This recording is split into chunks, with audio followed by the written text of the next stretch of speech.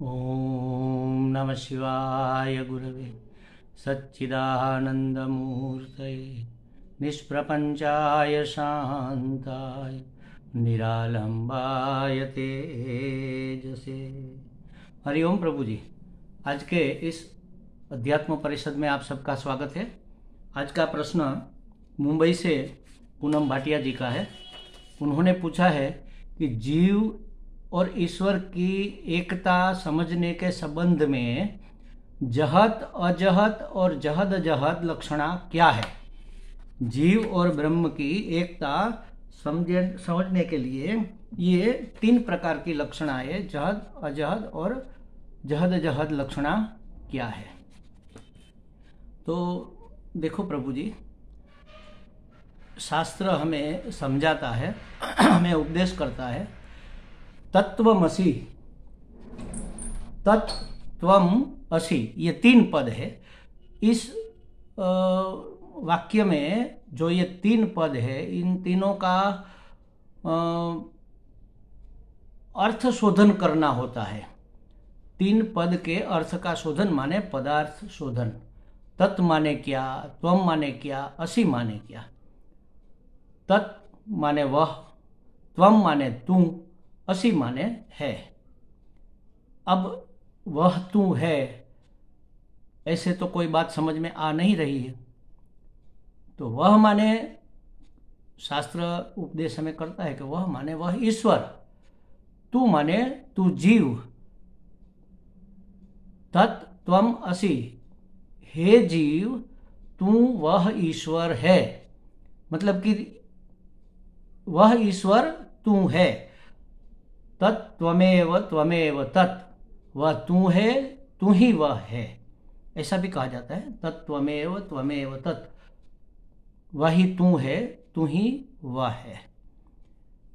तो कैसे हम मान ले कि ईश्वर और जीव, हमें जो कहते हैं तो मैं और ईश्वर, जीव माने मैं जीवात्मा और ईश्वर माने परमात्मा। तो जीव और शिव, जीव और ईश्वर एक कैसे हो सकते हैं? नहीं हो सकते। इसके पीछे कई कारण है, कई तर्क है, कई लक्षण है। जैसे ईश्वर सर्वज्ञ है और मैं तो अल्पज्ञ हूँ। मैं जीव, मैं माने जीव, अभी हम अपने आप को जीव मान रहे हैं। तो ईश्वर तो सर्वज्ञ है, मैं तो अल्पज्ञ हूँ। ईश्वर सर्वशक्तिमान है, मैं अल्पशक्ति हूँ, मुझसे तो कुछ होता ही नहीं। ईश्वर सर्वव्यापी है और मैं अल्पव्यापी हूँ, माने परिचिन्न हूँ, मर्यादित हूँ। ईश्वर अमर्यादित है, अनंत है। और ईश्वर सबका कारण है और मैं ईश्वर का, शिव का, परमात्मा का, प्रकृति का, जिसका भी समझो कार्य हूँ। तो जहाँ सीधा सीधा कोई अर्थ नहीं बैठता, इसको कहते हैं अभिधार्थ। सीधा सीधा अर्थ माने अभिधार्थ। जहाँ अभिधार्थ नहीं बैठता, जहाँ सीधा सीधा कोई अर्थ नहीं बैठता, वहाँ लक्षणा से अर्थ निकालना होता है। लक्षणा माने संकेत। संकेत से हमें अर्थ निकालना होता है। संकेत माने प्रयुक्त शब्द क्या संकेत दे रहे हैं, उस संकेत को पकड़कर उसका अर्थ निकालना पड़ता है। जैसे समझो कि 4 मित्र, ये तो मैंने कई बार कहा भी है, 4 मित्र कहीं घूमने के लिए जाना चाहते हैं और तय करते हैं कि चौराहे पर हम 4 बजे चारों लोग मिलेंगे और फिर बाहर घूमने जाएंगे। तो एक आया चौराहे पर, दूसरा आया चौराहे पर, तीसरा आया। अभी चौथे का इंतजार हो रहा है। इंतजार करते करते करते काफ़ी समय हो गया, अभी तक वो आया नहीं। सब लोग विह्वल हो रहे हैं कि अभी तक क्यों नहीं आया, अभी तक वो क्यों नहीं, अभी तक वो क्यों नहीं आया। उसी वक्त एक मित्र ने कहा कि देखो हाथी आ रहा है। वहां से एक बुजुर्ग निकल रहे थे, उसने देखा तो कहीं हाथी तो दिख नहीं रहा है। ये बच्चे लोग कह रहे हैं कि हाथी आ रहा है, कहाँ पर है हाथी। तो जिसने कहा कि देखो हाथी आ रहा है, उसने इंगित किया था अपने चौथे आते हुए मित्र की ओर। वो चौथा मित्र जो आ रहा था वह बिल्कुल मोटा तगड़ा था और हाथी की तरह ऐसे धम धम धम करके चलता था। तो वहाँ हाथी का अर्थ किसी प्राणी के अर्थ में नहीं है, लेकिन हाथी हमें किस ओर संकेत करता है कि मोटे शरीर वाला, धम धम धम करके चलने वाला व्यक्ति। तो ये शब्द हमें संकेत करते हैं हाथी।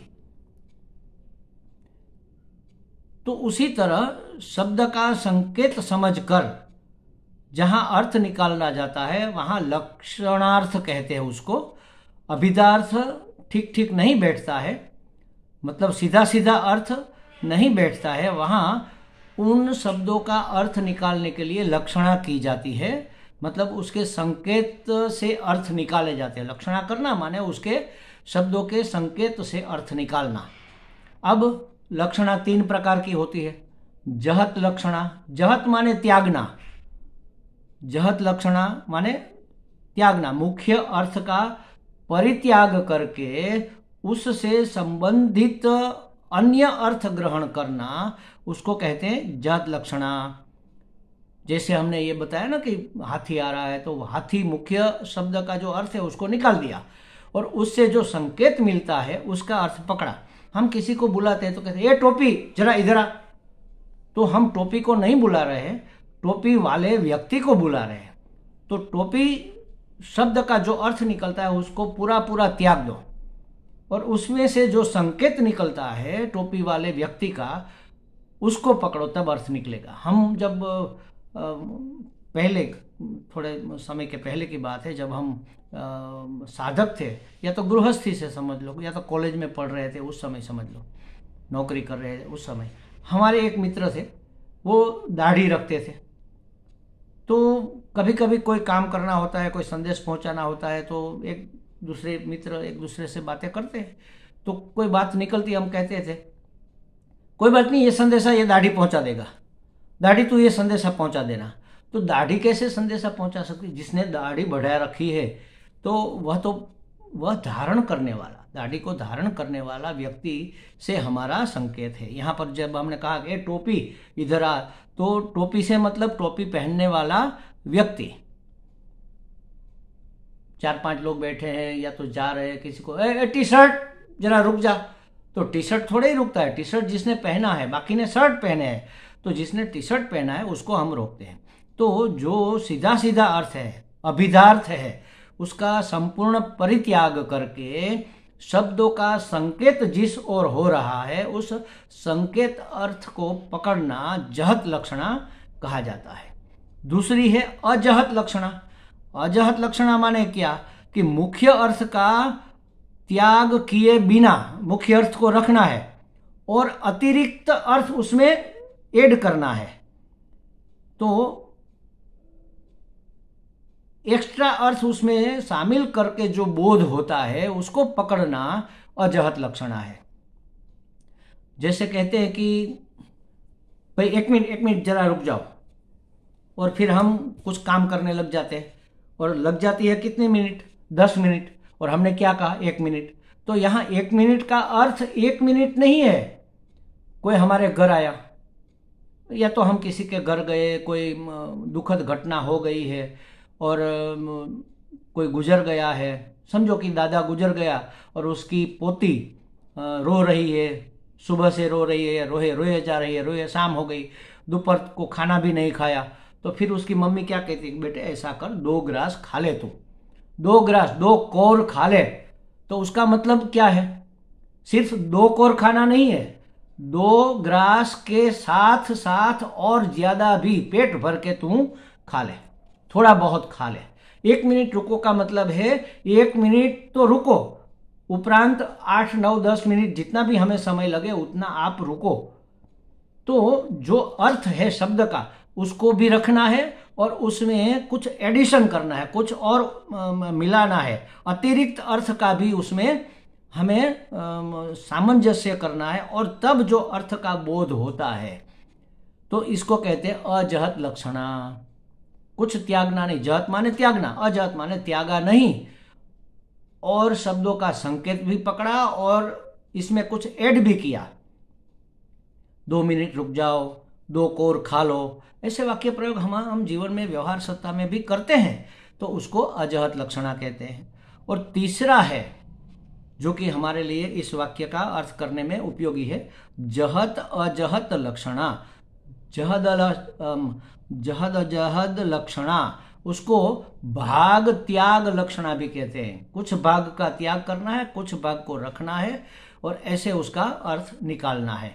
जहत अजहत लक्षणा, शब्दों के अर्थ में से कुछ छोड़ा और कुछ नहीं छोड़ा। जैसे समझो कि एक पति पत्नी है और पत्नी ने एक कड़ा पहन रखा है जो पति को बिल्कुल पसंद नहीं है। कड़ा बिल्कुल उसको पसंद नहीं आ रहा है, बिल्कुल सीधा साधा कड़ा है और अच्छा नहीं लग रहा है। तो पति बार बार कहता है ये कड़ा तुम क्यों पहनती हो, ये मुझे ठीक नहीं लग रहा है, ये समझो कि निम्न कैटेगरी का लगता है। तो उसको पसंद तो नहीं है। एक दिन क्या हुआ, पति आया ऑफिस से, नौकरी से, और पत्नी ने बड़े बड़े कुंडल पहन रखे थे, कान की बालियां और झुमके वाले इतने झूम रहे थे। और पति देखकर खुश हो, अरे वाह आज तो तुमने ये क्या पहना है भाई। तो पत्नी कहती है यह वही कड़ा है, यह माने यह कुंडल वही कड़ा है। तो देखो यहाँ कड़ा नाम, कड़ा रूप, इसको त्याग दिया। कुंडल का नाम और कुंडल के रूप को भी छोड़ दो आप। और कड़े में जो सुवर्ण था, जो सोना था, वही सोना अब इस कुंडल के रूप में है। तो वहां क्या हुआ, उसका नाम रूप त्याग दिया, लेकिन उसका जो स्वरूप था सोना, उसको पकड़ा और उसका अर्थ निकाला। तब यह हुई भाग त्याग लक्षणा, जहद अजहद लक्षणा। बस इसी तरह तत्वमसि, इस पद को इस वाक्य को, इस महावाक्य को समझने के लिए हमें जो तत् की उपाधि है और जो त्वम की उपाधि है उसको छोड़कर, जो तत् की विशेषता है गुण विशेषता और त्वम की गुण विशेषता है, उसको छोड़कर उसके स्वरूप लक्षणों को पकड़ना होगा, तब इसका अर्थ बैठेगा।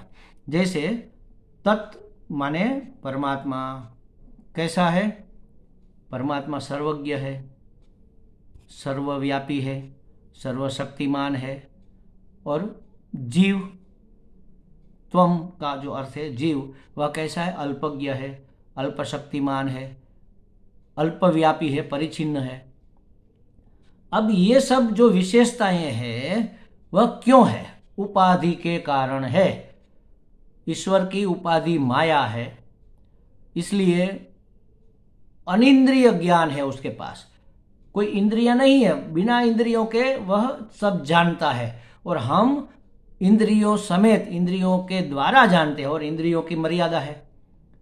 आंख देख सकती है लेकिन कितना दूर देख सकती है, कितना सूक्ष्म दर्शक यंत्र से हमें देखने की जरूरत क्यों पड़ती है, क्योंकि इतना सूक्ष्म जीवाणु या जो भी है उसको हम नहीं देख पाते ऐसे सीधे सीधे नजर से। तो इंद्रियों की मर्यादा के कारण हमारा ज्ञान अल्प है, और इंद्रियों की मर्यादा नहीं होने के कारण परमात्मा का ज्ञान अनंत है, सर्वज्ञ है वह। और निरिंद्रिय होने के कारण इंद्रिया नहीं है, कर्मेंद्रिया भी नहीं है, इसलिए ईश्वर कर्ता नहीं है। और हम अपने हाथ पांव से कुछ काम करते हैं, इसलिए हम परिच्छिन्न करता है। मतलब हमारी शक्ति हमारी इंद्रियों के अनुसार होगी। हमारे हाथ, हमारे पांव जितने मजबूत होंगे उतनी हमारी शक्ति। एक चींटी की शक्ति और एक हाथी की शक्ति में फर्क रहेगा। क्यों फर्क है भाई, चैतन्य तो दोनों में है, दोनों ही एक ही चैतन्य के अभिव्यक्ति है, लेकिन चींटी के पास जो इंद्रियां है, कर्मेंद्रियां, पकड़ने के लिए उसके पास जो चोंच है समझ लो, दौड़ने के लिए उसके पास जो पांव है, उसकी शक्ति, उसमें जितनी शक्ति अभिव्यक्त हो सकती है उससे अनेक गुना ज्यादा शक्ति की अभिव्यक्ति हाथी के पांव में, हाथी की सूंड में है। तो ये जो सर्वशक्तिमत्ता है ईश्वर में, वह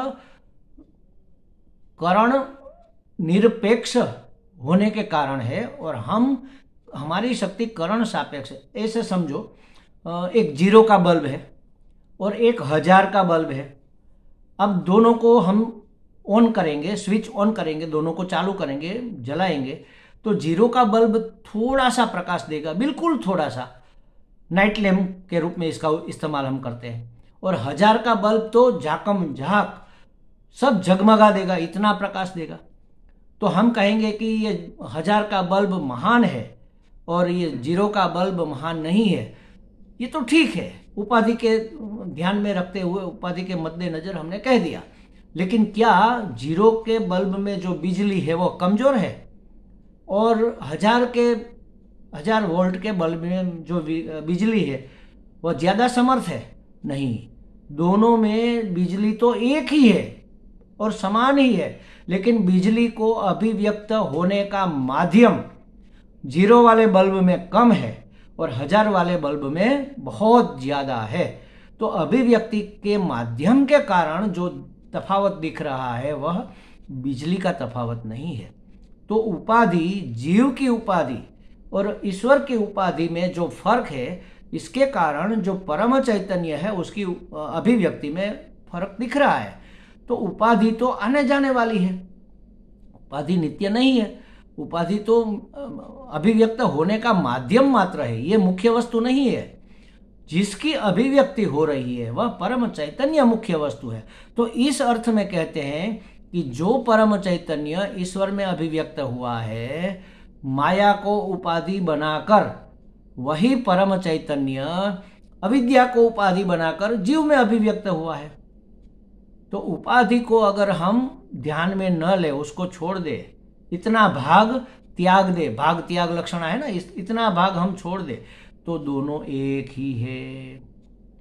और उपाधि की तो मर्यादा रहेगी, एक मनुष्य और दूसरे मनुष्य में फर्क रहे। मेरी ताकत और दारा सिंह की ताकत में फर्क रहेगा, क्योंकि उसकी उपाधि ज्यादा मजबूत है, कसीला शरीर है, कसरतबाज है, और हम इतने ज्यादा मजबूत नहीं है, क्योंकि उसका व्यवसाय, उसका हेतु जीवन जीने का अलग है। हमारा व्यवसाय, हमारा जीवन जीने का हेतु अलग है। इस हेतु के हिसाब से हमने अपने शरीर को गढ़ा है, उसने अपने शरीर को गढ़ा है। ये उपाधि के गुण है। तो ये गुण विशेष को छोड़ दिया जाए, क्योंकि यह हमेशा टिकने वाले भी नहीं है, ये अनित्य है, ये अपनी पहचान नहीं हो सकते। सांड का निशान, ये कोई पहचान है? हम जब छोटे थे, हमारे आता था अभ्यासक्रम में, एक व्यक्ति गया कहीं कपड़े सिलाने के लिए, और एक कपड़े की दुकान, अनजाने कोई गांव था, वहां पर वो गया था, और उसका समझो कपड़े फट गए, तो वो सिलाने के लिए गया। एक दर्जी के पास कहा कि भाई मेरे नाप के कपड़े सिल दो, ये मैं आपको कपड़ा देता हूँ और इसकी कितनी मजदूरी होगी, तो इतना, ये पैसे भी मैं आपको दे देता हूँ, तो कल मैं आकर ले जाऊंगा। उसने कहा ठीक है, ले जाना। अब उस आदमी ने सोचा कि इसको, उस जमाने में बोर्ड नहीं हुआ करते थे, ऐसे ही बिना बोर्ड की दुकानें हुआ करती है, और दर्जी तो कई होते हैं गांव में। अब इसको मैं पहचानूंगा कैसे, याद कैसे रखूंगा? तो वह जो कपड़ा देने आया था, वह आदमी मेरी तरह मूर्ख था। उसने देखा कि हाँ, इस दुकान के सामने एक सांड बैठा है, बस जिस दुकान के सामने सांड बैठा है उस दुकान में हमने कपड़ा दिया है। अब सांड कोई परमानेंट वहीं पर थोड़ा बैठा रहेगा, वह तो उठकर कहीं और चला जाएगा। वो दूसरे दिन जब वो लेने गया तो सांड बैठा था किसी सब्जी वाले की दुकान पर। तो सब्जी वाले से उसने कहा, लाओ मेरे कपड़े जो सिल गए हैं। तो उसने कहा, कैसे कपड़े, कैसी बात कर रहे हो?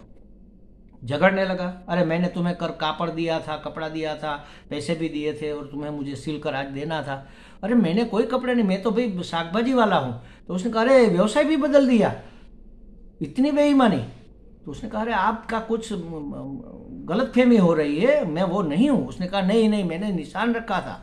क्या निशान रखा था भाई? ये सांड का निशान रखा था। देखो ये जो सांड बैठा है ना आपकी दुकान के सामने, वह कल यहीं पर बैठा था, इसके सामने ही आपकी दुकान में। तो ये परमानेंट रहने वाला निशान थोड़ी ही है।